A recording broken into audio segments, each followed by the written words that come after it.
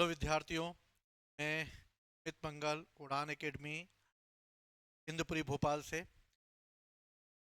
वर्तमान में एक मुद्दा हम लोग देख रहे हैं और वो मुद्दा है वर्क कोड का। ये मुद्दा क्या है, इस मुद्दे पर आज हम लोग चर्चा करेंगे और इस मुद्दे से जो भी रिलेटेड चीज़ें हैं उस पर जो है डिस्कस करेंगे कि किस तरीके से ये मुद्दा चल रहा है, वर्तमान में क्या परिस्थितियां हैं इसकी, पूर्व में क्या परिस्थितियां थी, कैसे वक्फ बोर्ड आया था और कैसे उसका विवाद चालू हुआ और वर्तमान में उस पर क्या चल रहा है। ठीक है, तो विद्यार्थियों आज वक्फ बोर्ड पर हम एक डिस्कस करने वाले हैं आप लोगों से। ठीक है, तो स्टार्ट करते हैं हम लोग इसको। देखो, वक्फ बोर्ड क्या है इसको लेकर पहले समझना ये जरूरी है कि आखिर इस शब्द का अर्थ क्या होता है। अगर हम इस शब्द की बात करते हैं तो इस शब्द को जो है यानी जिसको हम वक्फ कहते हैं, वो वक्फ यानी किसी भी व्यक्ति के द्वारा अपनी चल या अचल संपत्ति, चल या अचल दोनों संपत्ति हो सकती है, यानी जमीन भी हो सकती है या उनके द्वारा किया दिया गया कोई उपहार हो सकता है या कोई ऐसी वस्तु हो सकती है जो कि चल या अचल दोनों में जो है आ सकती है। यानी चल और अचल दोनों संपत्तियों को जो है मुस्लिम कानूनों के द्वारा अगर उसे पवित्र घोषित कर दिया जाए, यानी कि वक्फ वो है जो किसी ऐसी चल या अचल संपत्ति को जो मुस्लिम कानूनों के द्वारा पवित्र घोषित कर दिया जाए, उसे किसी धार्मिक कार्यों में लगा दिया जाए या धर्मार्थ के रूप में उसे मान्यता दे दी जाए और इस तरीके से उसका कोई भी एक उद्देश्य अगर पूरा होता है तो इसे स्थायी रूप से समर्पित की जाने वाली चल या अचल संपत्ति को हम वक्फ कहते हैं। वक्फ का मतलब है किसी व्यक्ति के द्वारा इस्लामिक जन कल्याण के लिए दी गई संपत्ति। अब विवाद ये आता है कि वक्फ कब आया। देखो, वक्फ की अगर हम बात करें तो वक्फ बेसिकली एक अरबी भाषा का शब्द है। किस भाषा का शब्द है? अरबी भाषा का शब्द है, जिसका मूल जो है वो होता है वकूफा। वकूफा का मतलब होता है ठहरना या रुकना, यानी कि रोकना। किसी भी चीज को ठहर दिया जाए यानी कि उनके अंतर्गत रखा जाए, उसे रोक दिया जाए। इस्लाम में वक्फ का तात्पर्य ऐसी संपत्ति से समय समय पर किया गया है जो कि ऐसी संपत्ति के रूप में जानी जाएंगी जो कि जन कल्याण के लिए समर्पित की गई हो। यानी कि इसका जो उद्देश्य है वो उद्देश्य है इस्लाम का जन कल्याण करना। यानी कि वक्फ संपत्ति ऐसी संपत्ति घोषित कर दी जाएगी जो इस्लाम के जन कल्याण के रूप में प्रयोग की जानी चाहिए। जो दान करता है उस व्यक्ति को वाकिफ कहते हैं। वाकिफ यानी जो वक्फ देता है इस्लाम के तहत या अपनी चल या अचल संपत्ति को दे देता है जिससे कि मुसलमान या गरीब मुसलमानों के लिए रोजगार उपलब्ध हो सके, उनका जन कल्याण हो सके, उनका पेट भर सके, इसके रूप में इस तरह वक्फ रूपी जो संपत्ति दी जाती है उस संपत्ति को देने वाला वाकिफ कहलाता है। दान की गई किसी भी संपत्ति को आगे चलकर ना तो बेचा जाएगा, ना ही उपहार में दिया जाएगा और ना ही विरासत में किसी को स्थानांतरित किया जाएगा। यानी सदैव के लिए वो वक्फ जो संपत्ति है वो उस संस्था की हो जाएगी जिसको वो दान में उपहार में दे दी गई हो। उसे कभी भी किसी को भी वापस नहीं किया जाएगा। प्रारंभ में हम अगर वक्फ की बात करें तो इस तरीके से वक्फ जो है वो जन कल्याण के लिए की गई एक प्रकार से जो है संपत्ति है। इस्लाम में अगर हम देखें तो वक्फ का पहला उदाहरण हमें कब ऐसा दिखाई देता है, तो वक्फ का पहला उदाहरण हमें जो है वो 7th सेंचुरी में पैगंबर मोहम्मद के समय दिखाई देता है। जब पैगंबर मोहम्मद उस समय जब थे तब उन्हें जो आने वाले समय में जो खलीफा बने थे उमर, उन्होंने पैगंबर मोहम्मद को कुछ जमीन दी थी जो जन सेवा के लिए दी गई थी और यहीं पर ये जन सेवा के रूप में दी गई संपत्ति जो है वो वक्फ के रूप में पहला उदाहरण हमें विश्व में देखने को मिला। लेकिन दूसरा उदाहरण भी हम इस रूप में देख सकते हैं। जैसे 7th सेंचुरी में हमें एक और उदाहरण देखने को मिलता है और वो उदाहरण ये देखने को मिलता है कि इस समय जब पैगंबर मोहम्मद साहब उहुद की लड़ाई लड़ रहे थे, तब उहुद की लड़ाई लड़ते समय उस समय हमें एक यहूदी रब्बी व्यक्ति मुखायरिक, यानी उस व्यक्ति का नाम था मुखायरिक, के द्वारा एक बात पता चलती थी कि उस समय जब उहुद की लड़ाई मुखारिक के द्वारा जब पैगंबर साहब का वो साथ दे रहे थे और लड़ते हुए वो मारे गए, तो मरने से पहले उन्होंने कुछ बाग जो हैं वो पैगंबर साहब को दिए थे, जिनका उद्देश्य था कि वो उसके कल्याण के लिए खर्च किया जाएगा, इस्लाम के कल्याण के लिए खर्च किया जाएगा। यानी पहला उदाहरण हमें पैगंबर साहब के समय ही दिखाई देने लगता है, जो उहुद की लड़ाई में हमारे सामने आया। बात अब ये आती है कि वक्फ जो इस्लाम के द्वारा स्थापित किया गया एक प्रकार का जन कल्याण के लिए खर्च किया जाने वाला एक संपत्ति रूपी कार्य है, लेकिन भारत में इसकी शुरुआत कैसे हुई?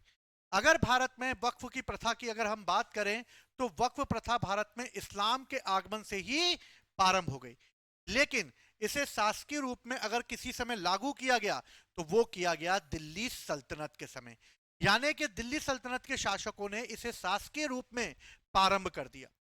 भारत में वक्फ की अगर हम प्रारंभ और इसके अगर पहले देखें, तो औपचारिक रूप से हमें इसकी शुरुआत 1185 में यानी 12वीं सदी में मोहम्मद गोरी के समय दिखाई देती है, जब मुल्तान की जामा मस्जिद के लिए उसने 2 गांव दान में दे दिए। यानी कि मुल्तान की जामा मस्जिद के देख रेख के लिए या उसके तहत जो इस्लामिक लोग आते थे उनके कल्याण के लिए मोहम्मद गोरी ने 2 गांव जो हैं मुल्तान की जामा मस्जिद को दान दे दिए, जिससे भारत में वक्फ संपत्ति का हमें पहला उदाहरण देखने को मिला। यानी अगर विश्व में देखें तो पहला उदाहरण हमें 7वीं सदी में उहुद की लड़ाई में पैगंबर साहब को दी गई बागों की, जो मुखारिक के द्वारा जो बाग दिए गए थे उसकी जो आमदनी थी उससे देखने को मिलता है। और अगर हम भारत में बात करें तो भारत में मोहम्मद गोरी के समय जब 2 गांव दान में दिए गए मुल्तान में, तब हमें वक्फ की सूचना प्राप्त होती है, यानी संपत्ति के रूप में मिलती है। आगे चलकर दिल्ली सल्तनत के शासक यानी कुतुबुद्दीन ऐबक और इल्तुतमिश के समय भी हमें इसी प्रकार की वक्फ संपत्ति समय समय पर मस्जिदों को दान में दी जाने के उदाहरण भी देखने को मिलते हैं। अगर मुगल काल में बात की जाए तो मुगल शासकों ने भी विशेष रूप से कई वक्फ जो हैं वो दान में दिए। जैसे बाबर से लेकर अकबर तक सभी ने वक्फ को संपत्तियां दान में दी, लेकिन अकबर ने इस संपत्ति को धार्मिक कार्यों के साथ साथ शैक्षणिक कार्यों में भी तब्दील कर दिया, जिससे कि मुस्लिम जनसंख्या को अधिक से अधिक शिक्षित किया जा सके। इसलिए धर्म के साथ साथ शैक्षणिक कार्यों के लिए भी अकबर ने वक्फ संपत्तियों की संख्या बढ़ा दी और इस तरह वक्फ संख्या भी बढ़ती चली दी गई। ब्रिटिश काल जब धीरे धीरे चालू हुआ तो ब्रिटिश काल में भी हमें कुछ इसी तरीके के कुछ प्रावधान देखने को मिले, क्योंकि जब भारत में अंग्रेज आए तो अंग्रेज इस बात को जानते थे कि वो सिर्फ व्यापार करने के उद्देश्य से आए हैं और उनका सिर्फ एक ही मोटिव था और वो था व्यापार करना। लेकिन धीरे धीरे जब उन्होंने भारत के कई क्षेत्रों पर अधिकार करना चालू किया तो वो ये समझ गए कि भारत में धर्म जो है वो सबसे प्रभावशाली है, इसलिए उन्होंने लूट करो या फिर उन्होंने भारत को लूटना चालू किया और इस तरह भारत में उन्होंने एक समुदाय को दूसरे समुदाय के विरुद्ध खड़ा कर दिया। और इसी के क्रम में ब्रिटिश काल में 1913 में एक वक्फ व्यवस्था को औपचारिक रूपता प्रदान की गई, लेकिन 1923 तक आते आते वक्फ एक अधिनियम के रूप में अंग्रेजों के समय पारित कर दिया गया। यानी वक्फ अंग्रेजों के द्वारा स्थापित किया गया एक अधिनियम बन गया।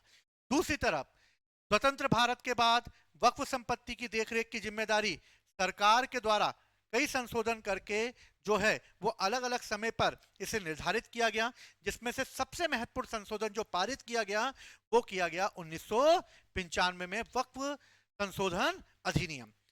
अब भारत में वक्फ के लिए एक अधिनियम पारित हो चुका था, दूसरी तरफ वक्फ एक संस्था के रूप में स्थापित हो चुकी थी, जो कि जो दान में दी गई संपत्ति जो कि इस्लाम के तहत ऐसे लोगों के द्वारा दान में दी जाती थी या फिर कई ऐसे राजा होते थे या हिंदू होते थे जो मस्जिदों को दान में दे देते थे और लंबे समय तक ये दान में रखी गई। समय बढ़ता चला गया और वक्फ संपत्ति की संख्या भी एकड़ और कई करोड़ संपत्ति के रूप में तब्दील हो गई। आने वाले समय में जब भारत की आजादी के समय इसका एक ब्यौरा निकाला गया तो ये देखने को आया कि कई ऐसी संपत्तियां वक्फ के समर्पित कर दी गई हैं जो कि उनके किसी पूर्वज ने की हैं या फिर जब वो उस संपत्ति के लिए जब जाते थे तो वो संपत्ति जो है वक्फ के नाम मिलती थी और फिर कोर्ट में ऐसे मामले पहुंचते थे और कोर्ट में ये मामले पहुंचने पर ऐसे विवाद खड़े होते चले गए। जब कोर्ट में ऐसे विवाद खड़े हुए कि जो संपत्ति किसी और की है लेकिन वक्फ के नाम पर है, तो उस संपत्ति का वो प्रयोग नहीं कर सकते। यहीं पर चालू हुई वक्फ बोर्ड विवाद का प्रारंभ। अब हम देखते हैं कि भारत में वक्फ संपत्ति की स्थिति कैसी है। आज अगर हम देखें तो भारत में जो रेलवे लाइन है, यानी जो भारत की रेल है, उसके पास सबसे ज्यादा भारत की संपत्ति है, जमीन है। दूसरी भारतीय सेना के पास है और तीसरी वक्फ बोर्ड के बाद है। यानी भारत में अगर कोई जमींदार है तो वो तीसरे नंबर का जमींदार वक्फ बोर्ड है, रेलवे और सेना के बाद। यानी इतनी संपत्ति का मालिक है वक्फ बोर्ड। दूसरी बात, अगर हम 2024 में इन संपत्ति की अगर बात करें तो लगभग 103 मिलियन रुपए का रेवेन्यू जनरेट होता है और भारत में वक्फ बोर्ड के पास करीबन 9.40 लाख एकड़ जमीन है। इसके साथ ही इनके अलावा जो है 16,716 जो है वो चल संपत्तियां हैं। वक्फ की संपत्ति की अगर बात करें तो उनके पास कुल 8,72,804 अचल संपत्ति भी मौजूद है।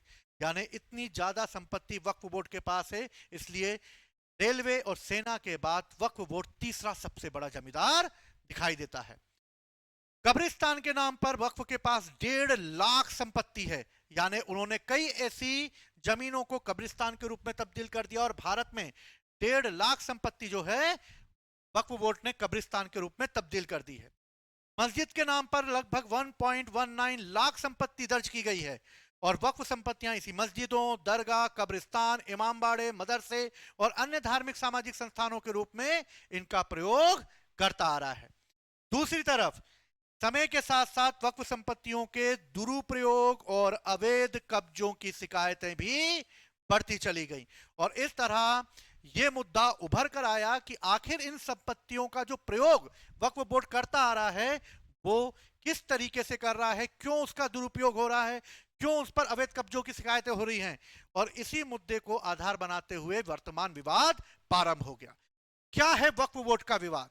वक्फ बोर्ड की अगर हम बात करें तो जिस संपत्ति का कोई मालिक या जिस संपत्ति का कोई मालिक नहीं होता है उस पर कब्जे की संभावनाएं बढ़ जाती हैं।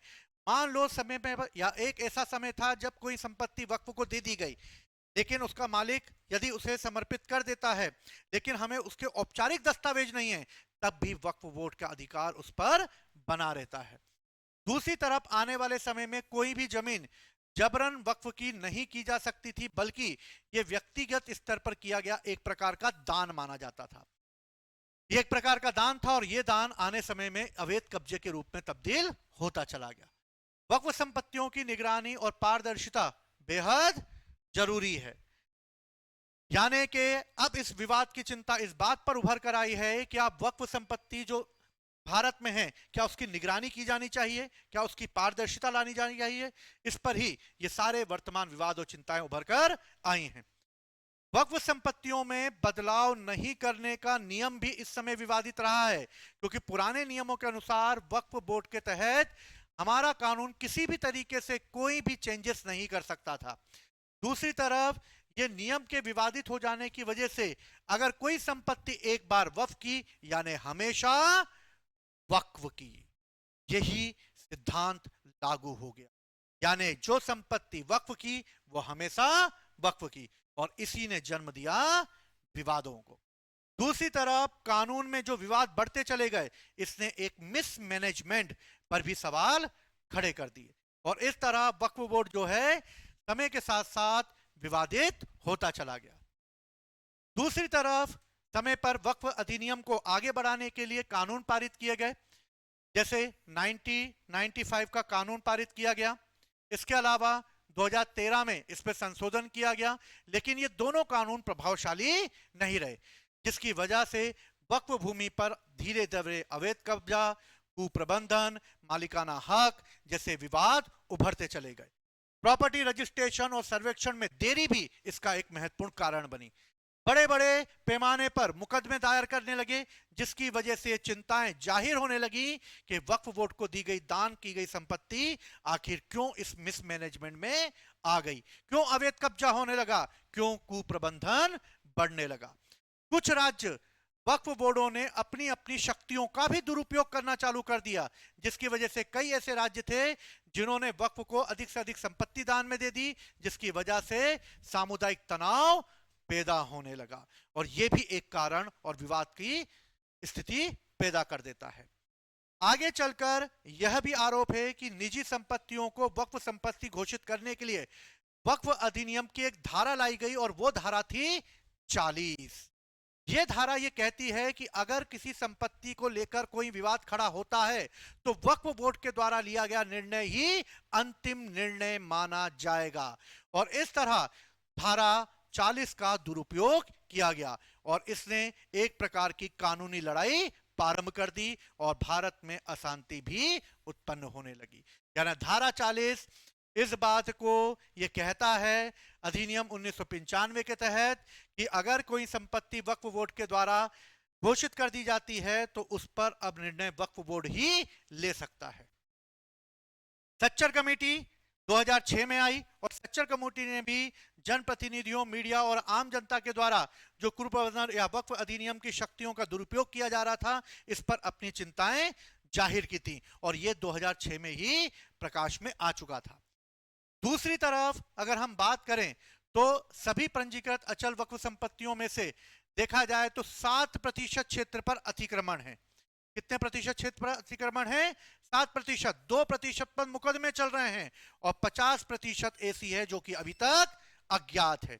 इनमें से आधे से ज्यादा संपत्तियां या तो कब्रिस्तान को दान कर दी गई हैं 17%, कृषि भूमि को 16% दी गई हैं, मस्जिदों को 14% और दुकानों को 13% दी गई हैं, जिसमें सबसे ज्यादा हिस्सेदारी देने वाला राज्य उत्तर प्रदेश और पश्चिम बंगाल है।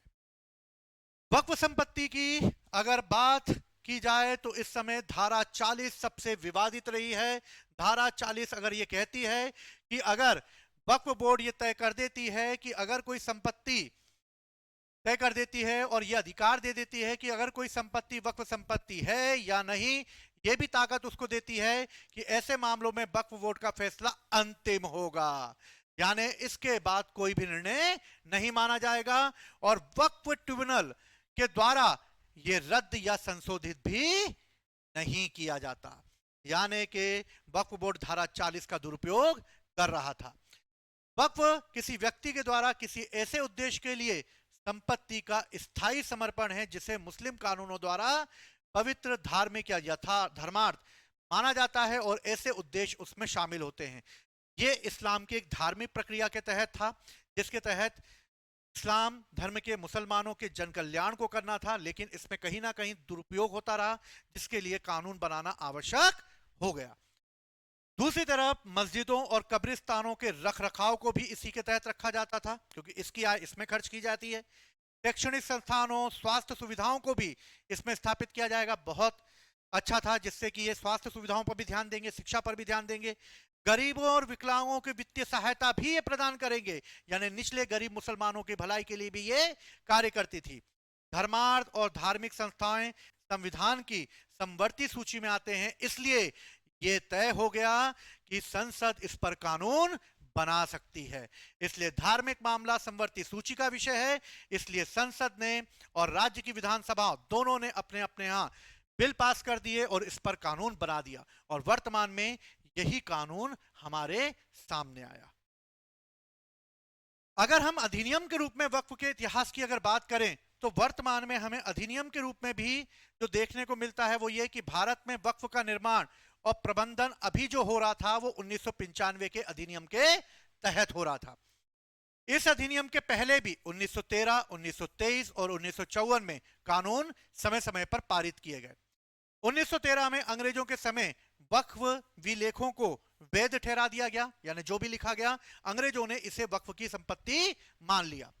1923 में इसका विस्तार किया गया और वक्फ संपत्ति के लिए अनिवार्य पंजीकरण की आवश्यकता बताई गई और इस तरह एक अधिनियम पारित हो गया।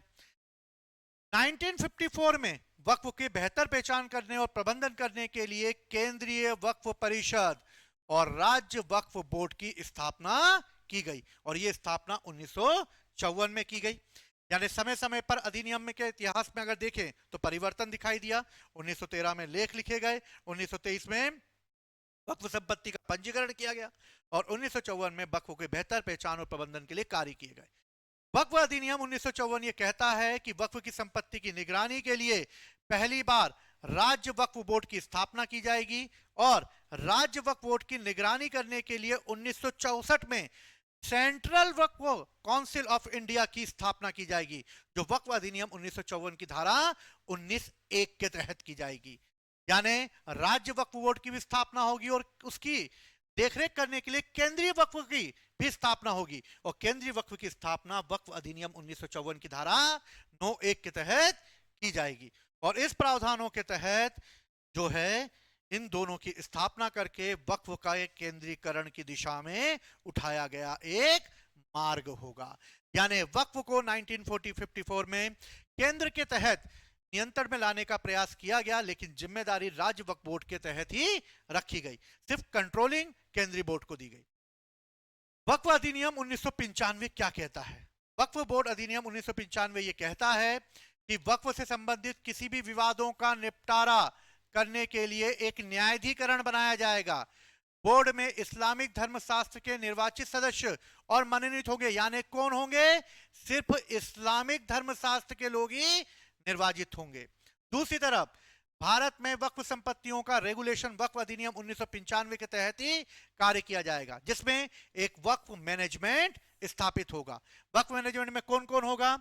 सबसे पहले केंद्रीय वक्फ परिषद जो 1954 में स्थापित की गई धारा 9(1) के तहत, राज्य वक्फ बोर्ड जो हर राज्य में होगी, और इसी के तहत वक्फ ट्रिब्यूनल गठित किया जाएगा जो इनकी जांच पड़ताल करेगा। देखते हैं हम क्या करेगा ये।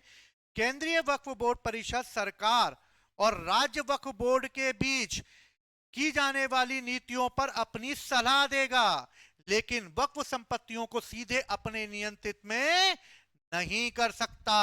यानी केंद्रीय बोर्ड के पास यह अधिकार नहीं है कि वो राज्य वक्फ बोर्ड को जो है नियंत्रित कर सके। राज्य वक्फ बोर्ड प्रत्येक राज्य में वक्फ संपत्तियों की देखभाल करेगा, यानी जिस राज्य में वक्फ बोर्ड है वो वहां की देखभाल और सुरक्षा की जिम्मेदारी लेगा, और इस तरह वो जो है इसे और अच्छा बनाएगा। दूसरी तरफ अगर देखें तो वक्फ ट्रिब्यूनल विशेष एक प्रकार के न्यायालय को भी, यानी विशेष न्यायिक इकाई को भी स्थापित करेगा जो वक्फ संबंधित विवादों का निपटारा करेगा। लेकिन अधिकांश पक्ष जो निर्णय लिए जाएंगे वो राज्य वक्फ बोर्ड की तरफ ही लिए जाते थे। वक्फ संशोधन अधिनियम 2025 लाया, ये 2024 में गया था अगस्त में, यानी कि अगस्त में इसे लाया गया था, लेकिन पारित होगा ये 2024 में। क्या है ये? एक अल्पसंख्यक मामले के मंत्रालय के अंतर्गत आता है। 8 अगस्त 2024 को लोकसभा में 2 बिल लाए गए। कौन से 2 बिल लाए गए? पहला बिल वक्फ संशोधन बिल 2025, दूसरा मुसलमान वक्फ निरसन बिल 2024। यानी पुराने बिल को, यानी 1995 के बिल को निरस्त करना और नए बिल को लागू करना, ये दोनों बिल लाए गए। इनका मकसद वक्फ बोर्ड के काम को सुव्यवस्थित करना था। सरकार ने इस पर किसी भी प्रकार की कोई ज्यादा पाबंदी नहीं लगाई, सिर्फ इसमें मिसमैनेजमेंट को दूर करने का प्रयास करना ही सरकार का एक मेन उद्देश्य रहा है। सरकार ने इस मिसमैनेजमेंट को दूर करने के लिए या बोर्ड के काम को सुव्यवस्थित करने के लिए ही यह अधिनियम पारित किया है। वक्फ की प्रॉपर्टीज को बेहतर बनाना, उसको मैनेजमेंट करना, यही उनका उद्देश्य है, जिससे अधिक से अधिक मुस्लिम और जिन्हें जरूरत है जिस मुसलमान परिवार के लोगों को, उनकी भलाई सही तरीके से की जा सके। तो जो मुसलमानों की भलाई के लिए वक्फ बोर्ड की स्थापना की गई थी, वही वक्फ बोर्ड मुसलमानों की भलाई नहीं कर पाया, इसलिए सरकार यह कार्य कर रही है कि इससे उनका भलाई हो सके। अधिक से अधिक भ्रष्टाचार को रोकना भी सरकार का यह उद्देश्य है। वक्फ संशोधन बिल 2024 का मकसद वक्फ अधिनियम 1995 में संशोधन करना, ताकि वक्फ संपत्तियों के रेगुलेशन और मैनेजमेंट में आने वाली समस्याओं और चुनौतियों को समाधान किया जा सके। सिंपल सा हमें दिखाई देता है कि वो आने वाली इन चुनौतियों, विवादों को समाप्त करना चाहती है सरकार। राज्य वक्फ बोर्ड के विरुद्ध आम आदमी के द्वारा जो अपीलें की गई हैं, जो विवाद किए गए हैं, जिससे जो परिवार शोषित हुआ है, उस परिवार को न्याय दिलाना चाहती है। जो वक्फ बोर्ड ने जबरदस्ती किसी मुसलमान की या किसी अन्य वर्ग की संपत्ति को अपनी संपत्ति घोषित कर दिया है, उसकी जांच की जानी चाहिए। अगर वो जांच वैध है तो वो वक्फ बोर्ड की होगी। अगर उसमें कोई पीड़ित, शोषित पाया जाता है तो सरकार उन्हें उनकी जमीन, उनका हक, उनका मालिकाना हक उन्हें वापस दिलाएगी। दूसरी तरफ संशोधन विधेयक का उद्देश्य देश में वक्फ संपत्तियों के मैनेजमेंट में सुधार करते हुए पिछले कानून की खामियों को दूर करना है। जो खामियां 1995 के अधिनियम के तहत हमें दिखाई देती हैं, इस अधिनियम का नाम बदलने जैसे बदलाव भी वक्फ बोर्ड की कार्यकुशलता को बेहतर बनाने के लिए एक मार्ग होंगे। इस विधेयक की क्या क्या विशेषताएं होंगी, अगर हम इस पर एक नजर डालें तो सबसे पहले केंद्रीय वक्फ बोर्ड जो है, केंद्रीय वक्फ परिषद और वक्फ बोर्ड की संरचना में परिवर्तन किया गया है। परिवर्तन यह है कि इसमें गैर मुसलमान सदस्यों को भी शामिल किया जाएगा। यानी कि इससे पहले कोई गैर मुसलमान सदस्य शामिल नहीं होता था, लेकिन नए अमेंडमेंट के द्वारा अब गैर मुसलमान सदस्य अपॉइंट किए जाएंगे, जिसमें मुख्य रूप से 2 होने चाहिए, यानी 2 सदस्य गैर मुसलमान होने चाहिए। विधेयक में यह भी अनिवार्य किया गया है कि इसमें 2 मुस्लिम महिला सदस्य भी शामिल हो। महिलाओं को भी अधिकार दे रहा है कि महिलाएं भी, और खास तौर पर मुस्लिम महिलाएं शामिल होंगी, जो इस बात पर निर्णय भी लेंगी कि वक्फ बोर्ड अपना सही कार्य कर रहा है या नहीं कर रहा है। तीसरा जो मेन परिवर्तन किया गया है वो सर्वेक्षण के लिए किया गया है, क्योंकि अगर वक्फ बोर्ड से संबंधित कोई विवाद होता था तो उसका निरीक्षण एक आयुक्त यानी कमिश्नर करता था, लेकिन अब कलेक्टर करेगा। यानी उस जिले का कलेक्टर इस बात के लिए अब अपॉइंट कर दिया गया है कि अगर कोई वक्फ संपत्ति का अगर कोई सर्वेक्षण किया जाए तो किसके अंतर्गत किया जाए, किसको शक्ति प्रदान की जाए, तो आयुक्त को हटाकर अब यह शक्ति कलेक्टर को ट्रांसफर कर दी गई। वक्फ के रूप में पहचानी गई सरकारी संपत्ति वक्फ नहीं रहेगी। अगर कोई सरकारी संपत्ति है तो वो अब वक्फ नहीं है, लेकिन इसकी पहचान की जानी चाहिए। सरकार ने स्पष्ट किया है, पहचान करके हम करेंगे, अंधाधुंध नहीं करेंगे। पहचान होगी, सर्वेक्षण होगा। अगर वो सरकारी संपत्ति मानी गई है, किसी निजी के स्वामित्व की मानी गई है, तो वो वक्फ नहीं रहेगी। कलेक्टर ऐसी संपत्ति के स्वामित्व को निर्धारित करने की जिम्मेदारी अपने ऊपर लेगा और कलेक्टर इसकी जांच करवाएगा। न्यायाधिकरण के निर्णयों के लिए भी अनियमितताओं को निरस्त कर दिया गया है और विधेयक में उच्च न्यायालय में अब सीधे अपील का प्रावधान किया गया है। 1995 के वक्फ बोर्ड अधिनियम के तहत बोर्ड ट्रिब्यूनल के तहत ही अपील दायर की जा सकती थी और उसी का निर्णय अंतिम निर्णय होता था, न्यायालय में नहीं जा सकते थे। लेकिन नए अधिनियम के तहत अगर वक्फ बोर्ड के तहत अगर निर्णय लिया जाता है और अगर इस विवाद से कोई शोषित संतुष्ट नहीं होता है तो वो इसके लिए उच्च न्यायालय का दरवाजा भी खटखटा सकता है। राज्य वक्फ बोर्ड में मुख्य कार्यकारी अधिकारी अब मुसलमान ही होगा, ऐसा अब नहीं रहेगा। अब जरूरी नहीं है कि मुसलमान ही अब मुख्य कार्यकारी अधिकारी हो, अब अन्य वर्ग के व्यक्ति को भी इसका कार्यकारी बनाया जा सकता है। वक्फ के गठन की अगर हम बात करें तो कैसे गठन किया जाएगा? पहली चीज, बिल में कहा गया है कि केवल वही व्यक्ति वक्फ घोषित कर सकता है जो कम से कम 5 वर्षों से इस्लाम का पालन कर रहा हो। अब ये इस बात को बता देता है कि नए नए बने हुए मुस्लिम जो है वक्फ को दान नहीं कर सकते, यानी उसको 5 वर्ष पहले मुसलमान धर्म अपनाया होना चाहिए, यानी 5 वर्षों से वो इस्लाम का पालन कर रहा हो, वही अब वक्फ को दान कर सकता है। सर्वेक्षण की अगर हम बात करें तो इसके तहत वक्फ संपत्तियों के प्रारंभिक सर्वेक्षण आयुक्त की जगह अब नया विधेयक के तहत जिला कलेक्टर को दिया गया है। थोड़ी देर पहले हमने इस पे देखा। सरकारी संपत्ति को वक्फ माना जाएगा, यानी विधेयक में यह भी कहा गया है कि वक्फ के रूप में पहचानी गई कोई भी सरकारी संपत्ति वक्फ की नहीं मानी जाएगी। अनिश्चितता की स्थिति में कलेक्टर इसका निर्धारण करेगा और सरकार को अपनी रिपोर्ट प्रस्तुत करेगा।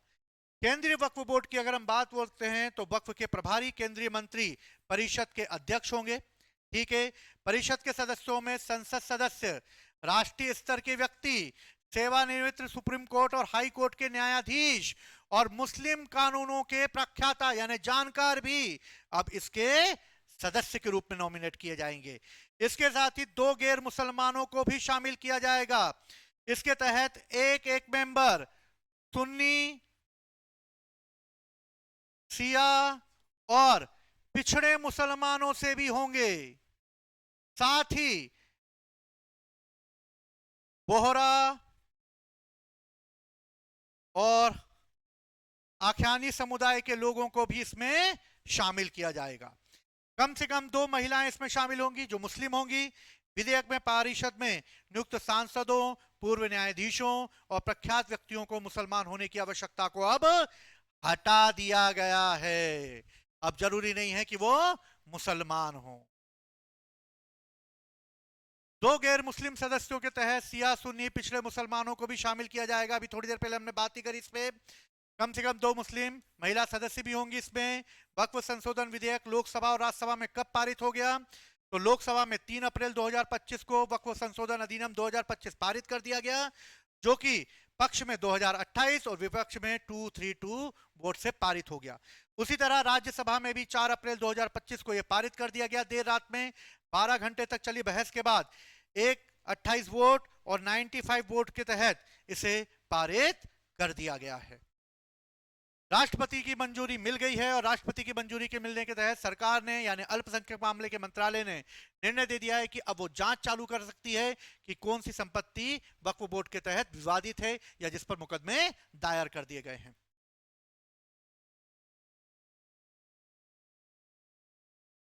अगर मैं 1995 के अधिनियम और 2025 में आए वक्फ अधिनियम की तुलना करूं तो क्या है तुलना?